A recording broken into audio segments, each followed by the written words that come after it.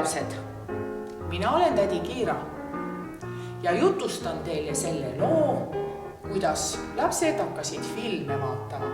Tulid kokku ja vaatasid filme ja nii see oligi. Kunagi ammu, ikka üsna ammu, oli selline lugu, et tulid kokku ühed noored. Noored tulid kokku ja siis need noored hakkasid mõtlema, et mida võiks teha.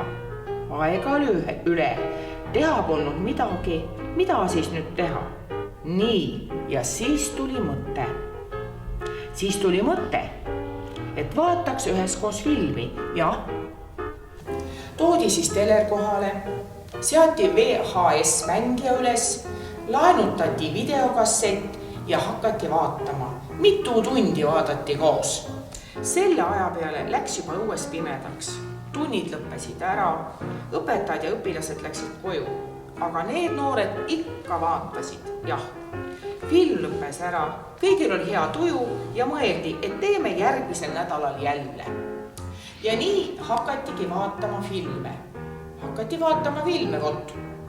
Ja nii siis läks mõni aeg mööda, nii. Ja siis hakkas tekkima veel huvilisi, kes tahtsid filme vaadata, vot. Ja siis tuligi idee, et tehakse selline filmiõhtu ka kõigile teistele.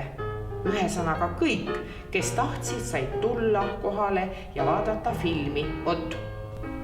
Ja mõne aja pärast hakkasid need samad noored ise filme tegema.